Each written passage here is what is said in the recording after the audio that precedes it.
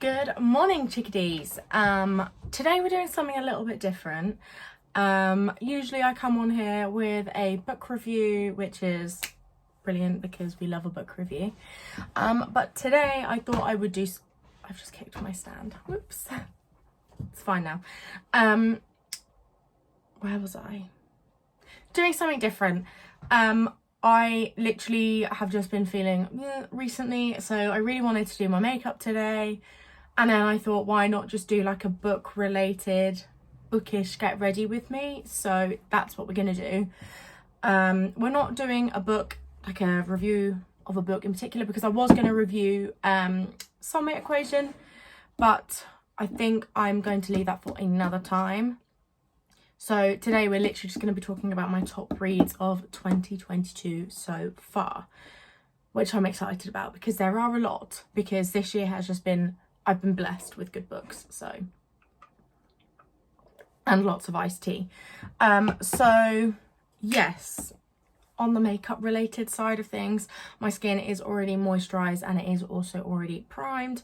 To prime, I use the Dewy Coconut Setting Mist by e.l.f. and I also use the NYX Honey Dew Me Up. And then I also put lip balm on and I use the Burt's Bees in Pink Grapefruit. So yeah. I've got my Goodreads in front of me here because off the top of my head I can never remember how many books I've read in the year. I've also got my mirror below the camera, so if you do see me just looking directly down, it is because there is a mirror there, not because I'm weird. So, Goodreads. We're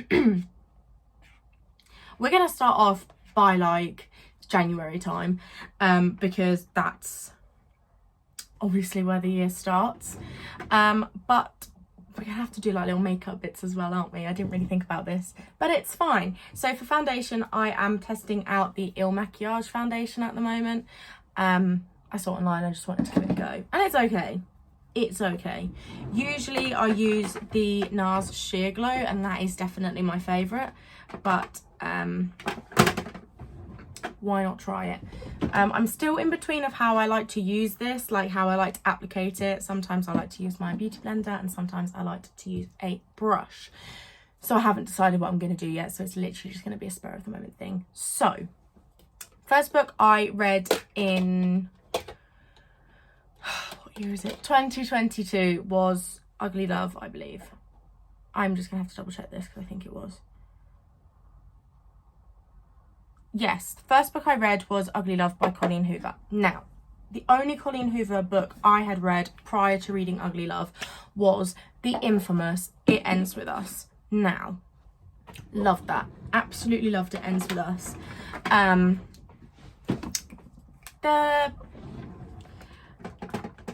liked Ugly Love, I really did. There were areas of it that I really just didn't like. For example, Miles could honestly be such a prick sometimes, which was disappointing because it had brothers, like best friend kind of vibe. This is the Liquid Glow by Anastasia Beverly Hills. It's one of my favourite liquid highlighters. So he was like, he had the potential to be like a really good guy. I put this on really messily, by the way. But it was his obsession with Rachel that I just could not get behind.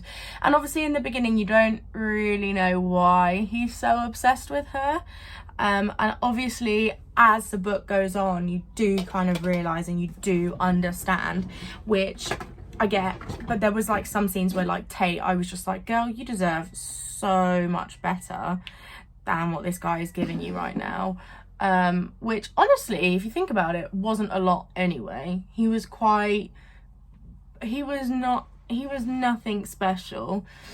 He was no Atlas Corrigan, let's just put it that way.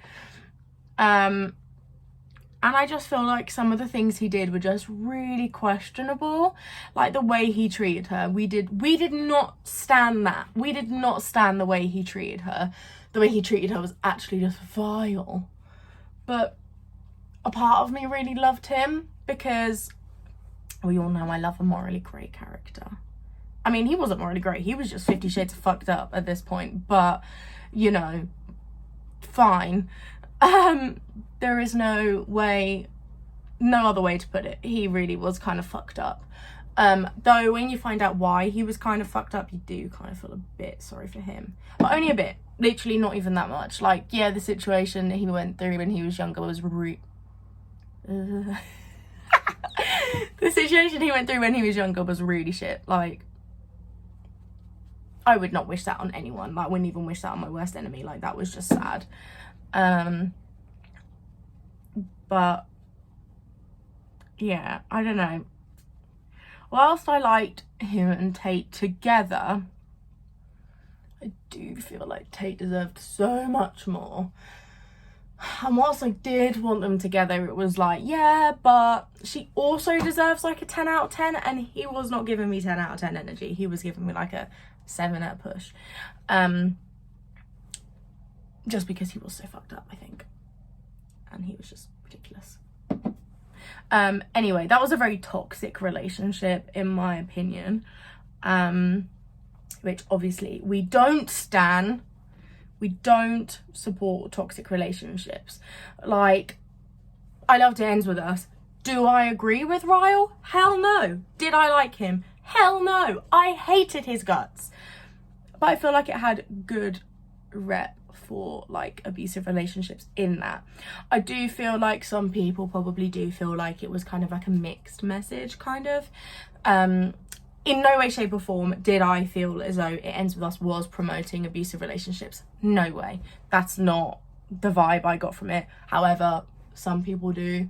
Can I see why? Kinda. Not really, but everyone's entitled to their own opinion. But Ryle was just fucking straight up ridiculous. Like, he knew he was ridiculous. And I think that's what pissed me off, is he knew that he had a 10 out of 10 on his hands, and he was just treating her like absolute dog shit. And she literally, oh God, it makes me so angry. This isn't even one of my favourite reads. This is a top read for me, but it's not a favourite. But now I'm just talking about it like I'm hooked. I think we should just change this video to summarising reads of 2022. This is going to be a long ass video, not because I've read many books, but because I have so many fucking opinions and I waffle. Where was I? Yeah, no, I feel like she just like put her self-worth down so much to accommodate Miles and his trauma, and I think that's what pissed me off, because she obviously is going through having to deal with him, but she's also like selling herself short in the respect that she's not acknowledging her own feelings, and while she was pushing them to the side for him, which we don't agree with. Don't do that ever. Your feelings are just as valid. Anyway, so I do feel like she, over here, where is it? Sorry. Yeah, no, oh, I've got 2, 3. No, I feel as though she did accommodate his feelings above her own a lot more than she should have. Didn't rate that. So yeah, didn't vibe with that. Didn't vibe with kind of like how he dealt with situations. Also, he was a bit of a twat, but in the end it worked out for them, and I am happy for them. And I can understand like when you find out why he's the way he is. Oh, by the way, this is the Il Maquillage concealer too. I like this. I'm just not sure about the foundation. Once you find out why he's so traumatized and why he's a prick, basically, you kind of, yeah, do feel a bit sorry for him, but also at the same time not sorry enough. Like, did I cry when I found out why he was the way he was? Yes, because just the whole like storyline of that was just fucking heartbreaking. But like, I understand why he then was the way he was, but also at the same time, no excuse. Don't settle for half-ass shit, ladies or gents. But yeah, that pretty much summarizes my thoughts and feels of Ugly Love. I did overall really like it. I love like a brother's best friend shindig, so that was right up my alley. So I did like that, but I did prefer It Ends With Us, just like everyone. But next up, The Spanish Love Deception, and you all know how obsessed I am with this book. So I just gonna have to start off with just Aaron Blackford. Done. There we go.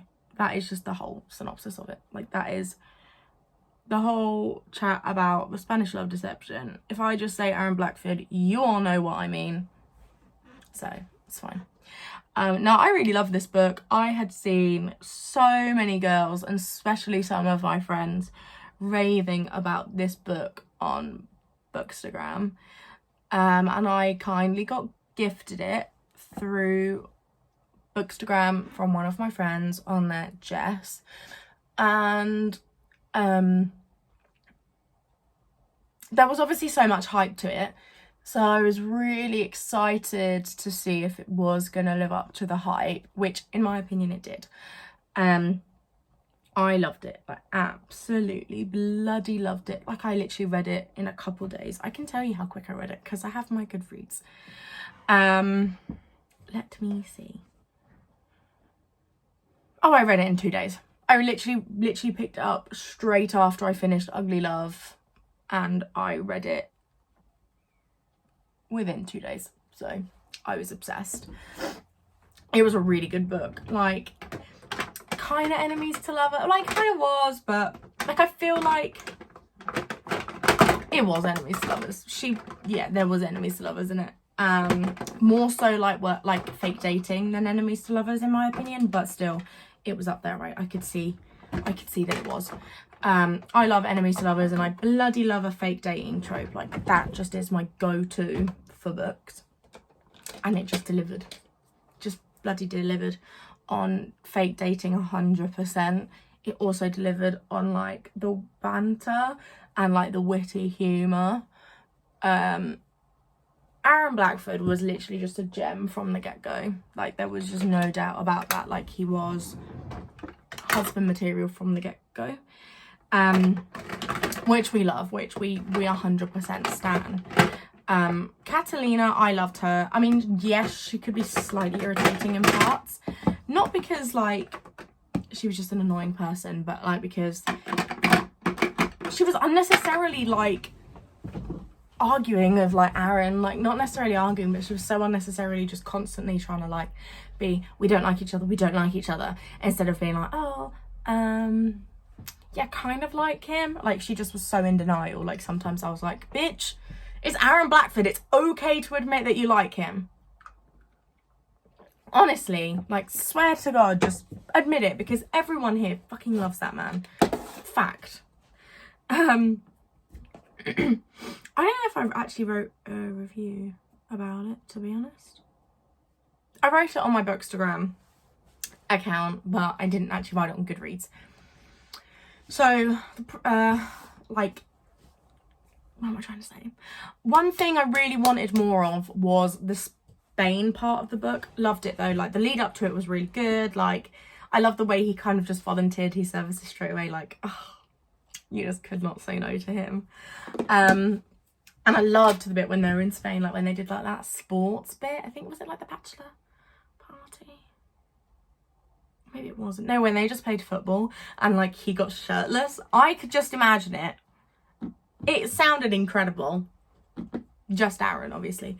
But like, yeah. Oh, I'm using the Urban Decay Stay Naked Threesome palette. I would quite like a threesome with Aaron Blackford and Atlas Corrigan, for sure. For sure. Anyway, that whole like sports scene was just like so cute. Like, it was so fun. And it was really nice kind of like being introduced to Lena's family, which I loved.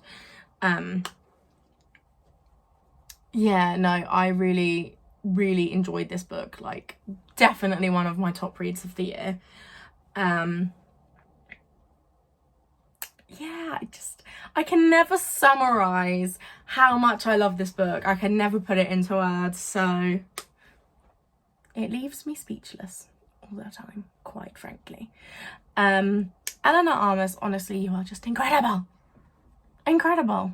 I'm so excited for the roommate experiment. The American roommate experiment, sorry.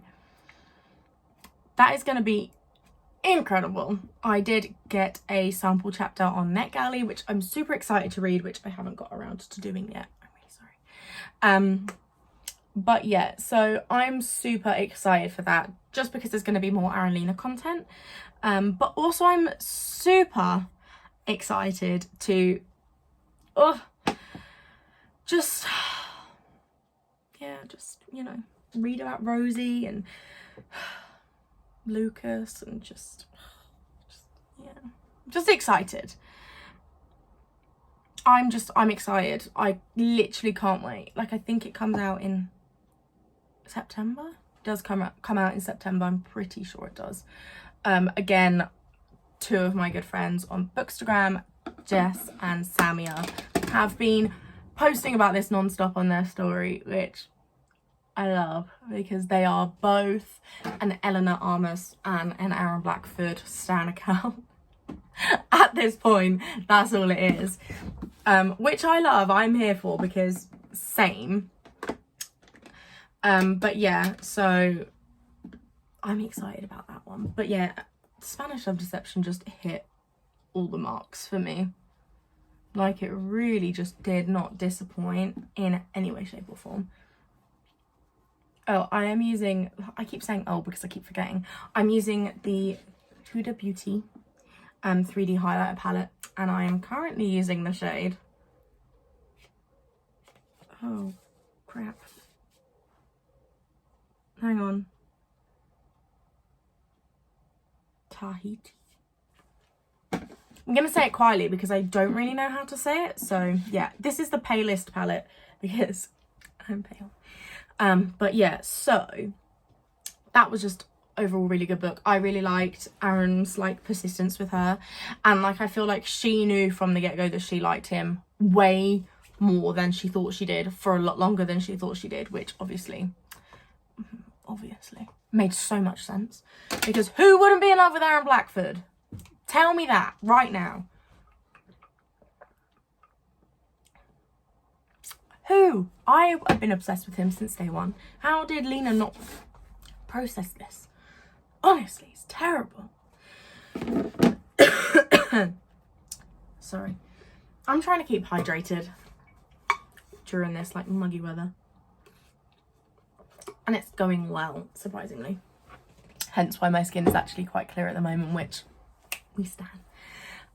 But yeah, no, so everything about the Spanish Love Deception was just incredible. The red dress. Oh, I can't wink on that side. I can't wink on that side either. I'm winkless. Yeah, everything about it was just incredible. Like, I ate that up. Like, it was just so good. You know, when she realizes that he's not as terrible as she thinks she is, that's like the best bit ever, because she's like, you can see her thought process. You can literally see her be like, oh, he's not as bad as I thought. I can't admit that to myself, because then I will be admitting defeat, which is really funny. But she knows she likes him. She's not playing. Next up.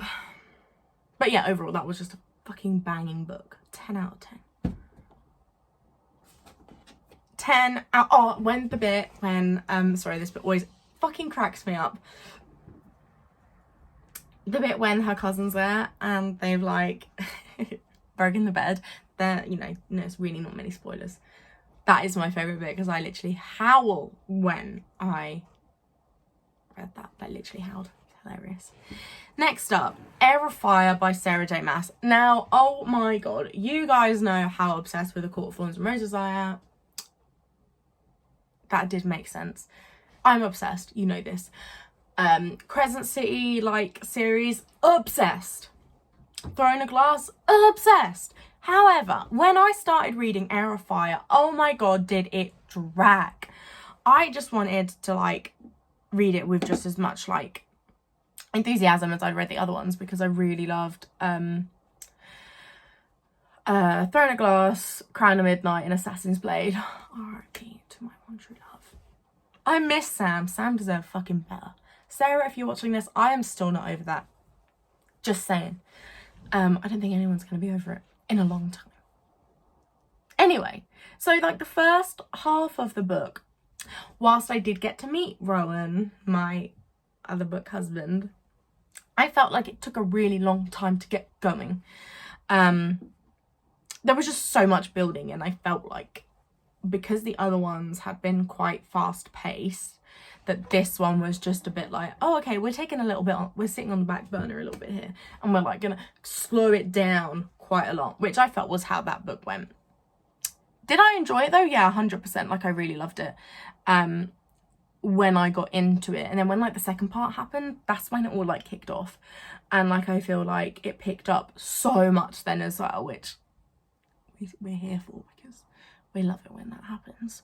But yeah, so I do feel like it took a little while to get going, and it is a hefty book. Like, it is quite hefty compared, like, it's obviously not the biggest one, but compared to Throne of Glass, Assassin's Blade, and Crown of Midnight, it's bigger in comparison to those ones.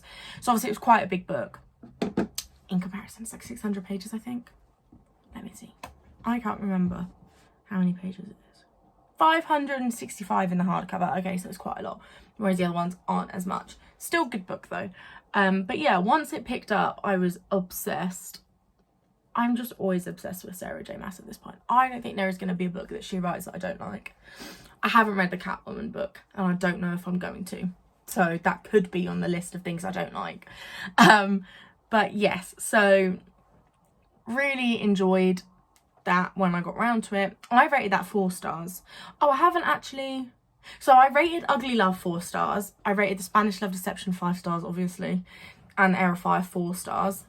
I also did just flick myself in the face. So that was my rating for it. Like I said, it really picked up in the second part, which I really liked. And Rowan is just as amazing as everyone told me he was going to be. Loved him. Still loving Throne of Glass. I still need to read the rest of the series. Like, I'm now on Queen of Shadow. Like, I haven't actually started it yet, but I'm in a bit of a fantasy slump, so we're not putting pressure on it. But yeah, so that was, again, a really good read.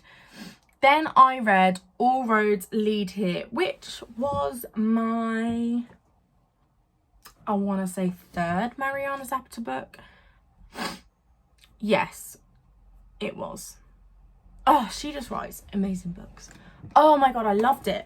Rhodes was just, fuck, I loved him so much. I love an age gap romance. I love a grumpy sunshine. Oh, loved it. And it's kind of like Friends to Lovers too. Love that. Oh, I just love that so much. Like, I do like Friends to Lovers, but I would much prefer if they hated each other and wanted to gut each other at the beginning and then want to throw the other person up against the wall in like a hot makeout session. Like, that's what I like usually. But I have started to really love Friends to Lovers. And this was just great. I love this book. I loved the dynamic. I love the dynamic between Aurora and Rhodes.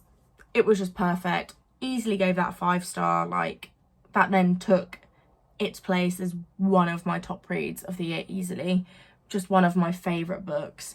Obviously, at this point, The Wall of Winnipeg and Me was still at the top of my favourite in regards to Mariana Zapata books, because Aiden. Need I go on? And I love a sportsman romance. We know that. But this one I really loved. Obviously, it kind of really touched a lot on grief and coping and loss, and I really loved that. This book didn't affect me in any way at the beginning, but I think I read this in February or January, I can't remember, but in March I lost my nan, and my nan was like my best friend. So I then kind of thought about this book quite a lot after she'd passed, and I kind of like really resonated with Aurora because I understood what grief was like more so because I'd never really lost anyone close to me. And then I did, and then you kind of like realise it a bit more. Not realise it, but like you can relate to it, and it became a lot more relatable. And I really loved how they touched on like how Mariana touched on grief in that. Like it was just perfect, really. Like it was great. Amos, fucking loved him. He was brilliant. Loved him. I loved how at the beginning like he wanted to be friends with Aurora because obviously he like sat out the room and he's really shy. Loved that. And then I really loved watching him come out of his shell.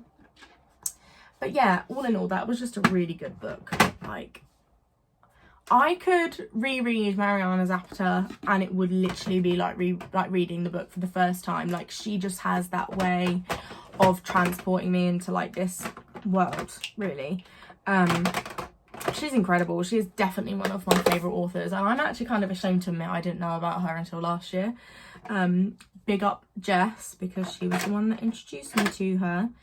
But yeah, like I'm kind of sad that I didn't really know of her as much until now. But she's definitely one of my auto-buy authors, like 110%.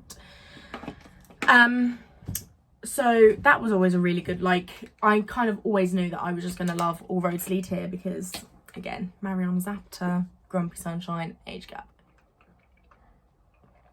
Perfect. It was great. Like, I fucking adored that book. So much so I rated it 5 stars. If you do not know me, you will not know that I am a generous star giver. If I can't put a book down, instant 5 stars. If it's got one of my favourite tropes in it, instant 5 stars. If it has a morally grey, brunette, tall main character, like male main character, 5 stars. Give me the brooding all the time. Love it. If it has a whiny female MC, 4 star. Because that shit puts me off. So, next up. So yeah, that was a 5 star. Next up we have Throttled, which is the first book in the Dirty Air series by Lauren Asher. Holy fuck. I loved F1. Anyway, like my mum's always watched F1. My nanny, my granddad, they've always kind of like that kind of stuff. It just made me love the F1 more. I still haven't watched, what is that TV show? It's on Netflix. Can't think. It's an F1. Oh my god, what is it called? I'm going to Google it. Hang on a second, because this is just going to really piss me off. Oh my god. Show. Netflix. Drive to Survive. Obviously. That. Still haven't watched that. Do I want to? Yes, 100%. But, yeah, like I feel like everyone read this book, then became really obsessed with Formula 1. And as someone that's always watched Formula 1 with their mum, and always have liked it, I didn't watch Drive to Survive straight away because obviously I've always liked it anyway. But yeah, so I loved this because it's like brother's teammate, brother's enemy, like kind of a forbidden romance kind of vibe. It was steamy. Oh my goodness, Lauren Asher is like the queen of steam. But yeah, brother's rival turns into like secret crush, which I love. That was just so good. So it's about a guy called Noah Slade. His surname, like his name is just iconic in my opinion as well. Just putting it out there. He is a Formula 1 legend in the making. He is focused, unapproachable, quite ruthless. I think this is what the blurb says, but it's so true. And then you've got Maya Altor, whose brother Santiago is also in F1. Who is her, and then Santiago becomes her brother, becomes Noah's new teammate after they have like a bit of a not good start, basically. We'll put it that way. But yeah, so then she's like around Noah quite a bit, so it's kind of forced proximity, but not, because she willingly just spends her time around him. She willingly is just like, yeah, I'll spend time with Noah because he's hot. But yeah, so she's like a forbidden fruit. She's a temptation that he really shouldn't want because he's Santiago. I keep clicking my stand. She's Santiago's sister.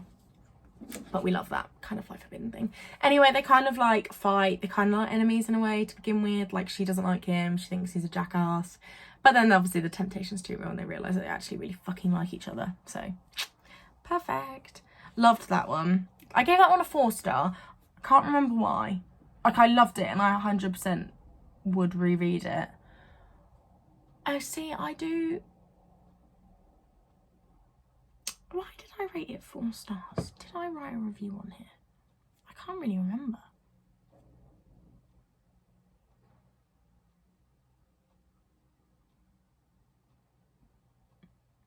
There was a lot, that was it. There was a lot of spice. And sometimes, I mean, I love spice, I'm not going to argue. Sometimes I did feel like in some areas she compromised the plot a little bit for the spice. Not a lot, but a lot of it. But then when they like crossed the bridge of having sex with one another, it was like constant, which is fine. Again, I'm a whore. I love stuff like that. However, that really like, keep to the plot. But it's really good. It was really addictive. I literally read it in a whole night. Obsessed. 4 stars. Then comes my baby, House of Sky and Breath. Now, I am such a simp for Bryce Quinlan. Like, she is my female crush. Female fictional wife. She's not just a female crush. She is wife. Love her, absolutely love her, along with Feyre. They are like my faves, but Bryce does trump Feyre. Sorry. Face out lovers. I mean, Reese is always still going to be up there, but yeah. I had waited so long for this book. When I joined Bookstagram and when I first ever read A Court of Thorns and Roses, I started reading it, like I started the first book just after A Court of Silver Flames came out. So when I read that series, I didn't have to wait for any of the books. This was like the first series that I've been obsessed with where I've had to wait for a book. Because whilst I read House of Earth and Blood like a year late, House of Sky and Breath still hadn't been released. And it came out a year after I read it. So this was like the first series that I was like, holy shit, I'm obsessed and now I have to wait like every normal person. And obviously I'm still waiting for like the 6th ACOTAR book. Soon, Sarah, please. Obviously I do realise now that Crescent City 3 is probably going to come out way before then because of certain scenes and plots. But yes, I fucking loved this book. Like, I got it and I didn't start it like as soon as it got delivered. I started it on the same day, but I didn't start it as soon as it got delivered because I was really nervous. I didn't want to read it because I didn't want it to be over because I knew I was going to devour it. So I didn't start it for like a good 4 hours. And then it was like sat in my room. I was downstairs playing Sims, I think, probably, and watching Vampire Diaries because that's what I do with my time. And I remember sitting down there and I was just like, that book is up there waiting to be read. So I literally ran upstairs, picked it up and read it in like 3 or 4 days. And it's a chunky book. Like, I was impressed. Like, I devoured that shit. Like, I loved it so much. I loved it. Every bit of it was just impeccable. Did I cry? Yeah, of course I cried. You know, am I glad that some characters had... I'm not going to talk about this one much because I really don't want to spoil it because it's still quite fresh. Am I happy that some characters had a redemption arc? 110%. Is there a new character in there that I'm a little bit in love with? 100%, all the time. But overall, it was a really good fucking book. I am mad at one of my best friends, Shania. I'm coming for you here. Still hasn't read it. I'm hurt by this. Like, really fucking hurt. Like, the hurt runs deep. Like, I feel betrayed as a friend. Because it's so good. She needs to read it. But I literally remember reading it and I was messaging my friend Samia literally, she was probably like 50 pages ahead of me, which was quite funny.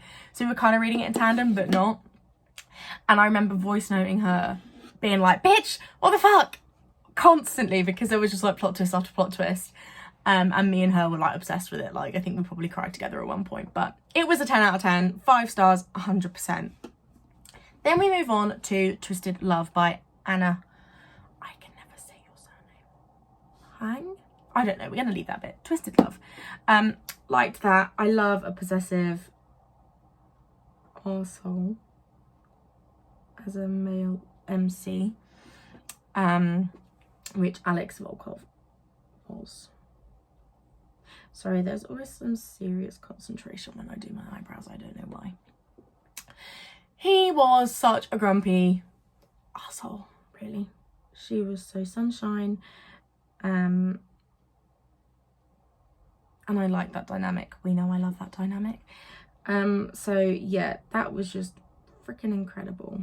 I've also realised that I'm only on my February reads right now. So this is going to have to be a 2-parter, I feel.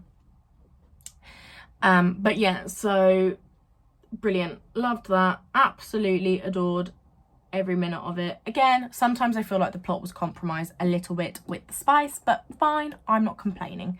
There was like a massive plot twist at the end that I was like not expecting, like near the end. That really made it for me. Like, I really liked that. And I remember I was like so freaking angry. If a book makes you feel all of the emotions, you know it's a good book. But then again, I'm quite an emotional person, so anything makes me feel the emotions. So that was a 5-star for me. I literally read that in like a day and a half. Forced myself to go to bed kind of thing. Yeah, it was great. Loved that. And then I read The Twisted Games, which is a second book. This is where my reading kind of went a bit downhill. I only read 1 book in March because that was the month that we lost my nan, so I didn't really read. Because, you know, life sucks. But yes, so I read that, really liked that one. I rated that one a 4-star. Can't really remember why. I rate these books, unless it's a 5-star, can't remember why I've deducted it. I can't remember. I think it probably was the spicing. Some of it was a bit samey, I think, in parts, if I remember correctly. Out of the 2 that I've read so far, which is those 2, that was probably my least favourite one. Like, I definitely prefer the first one. But it's got forbidden romance in it, and I do love that. That's one of my favourite tropes. So yeah, gave that one a 4-star. Fix Her Up by Tessa Bailey. That was my first Tessa Bailey book, and oh, it did not disappoint. Tessa Bailey just really does hit all the spots for me. We're gonna go bright makeup today. Why not? Tessa Bailey just hits all the spots. Fucking love that book. I literally would recommend it to everyone in a heartbeat. It was just, I was obsessed with it. So I'm using the Jacqueline Hill and Morphe palette, the volume 2 one, by the way. Yeah, brilliant. Loved that. Couldn't fault that at all. Perfect amount of steam. Travis was a bit of a knob in the beginning. He pissed me off sometimes, but also redemption. Like, I did love that because it was like, again, brother, best friend's little sister, brother's best friend, but they're adults. Like, I love it when it's like that. Like, I mean, obviously you read like brother's best friend shit and they're teenagers, which obviously is always good, but when they're adults, I do feel like it does hit different. Don't know why, but that, gave it a 5-star. Read that within a couple days. That was fucking incredible. Tessa Bailey is now also a new auto-buy author for me, just because of that. Do love her. She's incredible.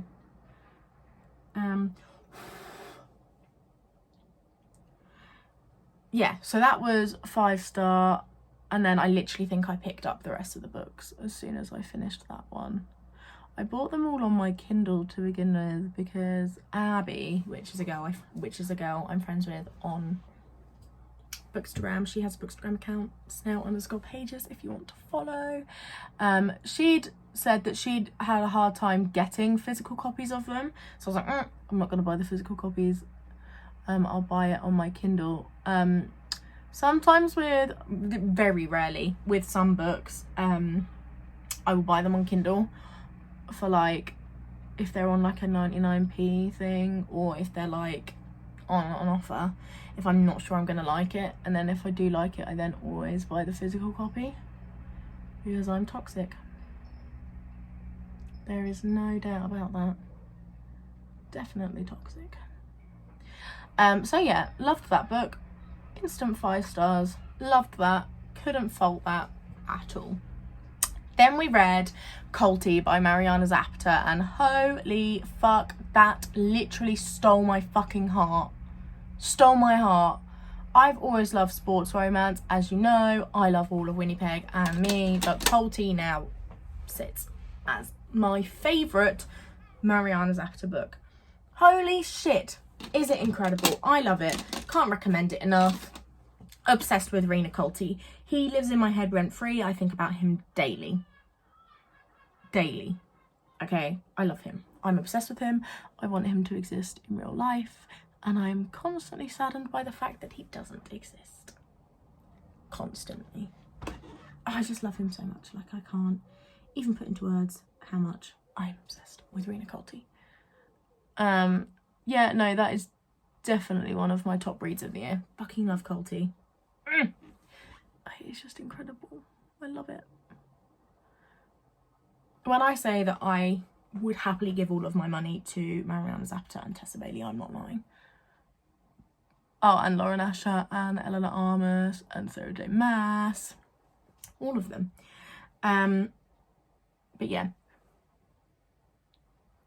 That was an instant 5 star for me, because it became my new favourite, which is always fun. It's probably really unhygienic how I'm blowing into my brush, but whatever.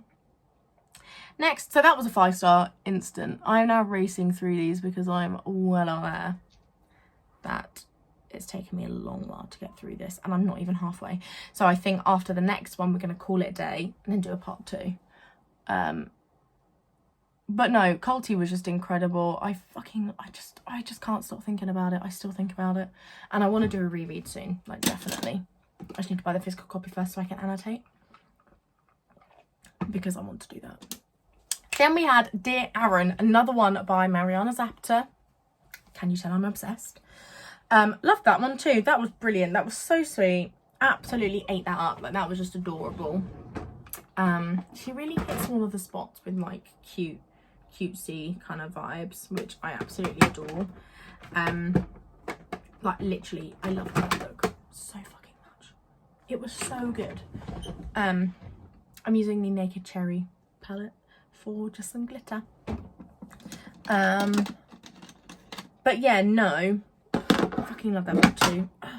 Ruby and Aaron were just perfection. When she goes to go on holiday with him, that was like my favourite fucking part. And honestly, like, I felt her stress. Like, that's how I know it's a good book, if I could feel it. But yeah, loved that one. That definitely deserves a reread. I was going to read from Lukov with Love, but a friend of mine from Bookstagram, because obviously that's where all of my friends are these days, said I need to read this before, because it is part of the Ruby and Jasmine are from the same family, and if I read From Lukov with Love before I read this, I might potentially get spoilers, because there is probably, I think, like a crossover. It's a bit like The Wall of Winnipeg and Me. Should have read that after From Lukov with Love, but didn't think about that because there was like a little mention of Jasmine and Ivan in there, but it's fine because I kind of knew where From Lukov with Love was going anyway. But yes, that one was also 5 stars. At this point, Mariana Zapata is just like my whole entire personality trait. Love her dearly. Obsessed with her, quite frankly. Rightly so as well, to be fair, because she is just amazing. Love her. I just feel like she doesn't disappoint when it comes to writing. Oh, I got a shadow in my eye. When it comes to writing romances at all. She really does not disappoint, and we love her for that. She's a big part of the community, I feel. But no, I think Colty and Dear Aaron are also really good reads. Like, I know Dear Aaron was like one of her first ones, I think, like one of her newer, like older ones, but really loved that. I love the premise of that one too, like writing to people in the military, so kind of they didn't feel really alone, was really nice. Yeah, and that really intrigued me when I read it. And then I was messaging my friend Claire all the way through reading it because I just literally became obsessed, and I loved every minute of it. Yeah, no, there's nothing about a Mariana Zapata book that I dislike. Like, I also read Hands Down last year, which was like this spin-off, I guess, like a spin-off to Wall of Winnipeg and Me, because it features like the main character is Zach, who is a recurring character in the Wall of Winnipeg and Me, and I love that one too.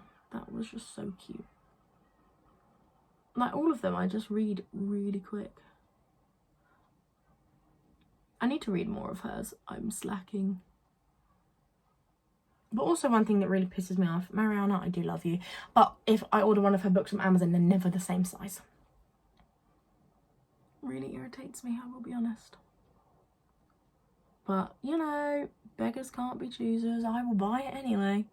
Again, toxic. But, yeah, so we move. So, I'm pretty much done with my face, because why not? I'm just going to apply a little bit of lipstick. I use the MAC Velvet Teddy one 24/7. It is my whole entire personality trait. Just as a nice staple nude.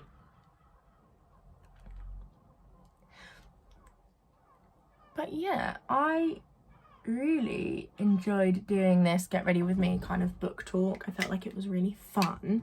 And I definitely want to do another one, which obviously I'm going to have to for a part 2 of this video, because obviously I can't talk about my favourite books and, you know, in like 5 seconds.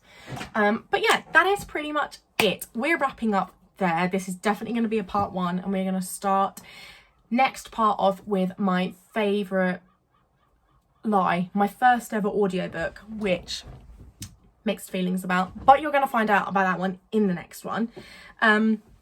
But yes, so that again is also going to be another Get Ready With Me, because I really enjoyed doing this. This is the final look, you guys. I fancy something colourful and funky, also to match the book I'm currently reading, which is Tools of Engagement by Tessa Bailey. Perfect. But yes, so thank you for joining me today. Yeah, another one will probably be a Get Ready With Me for part 2 of my 2022 reads. Thank you for all your support as always. Don't forget to like, comment, subscribe, share, do your thing for this video. All support is always appreciated. Be sure to check out my Instagram, which is the_bookish_Brit. Same applies to my TikTok, is also the same tag. But yes, thank you for joining me today, and see you again soon.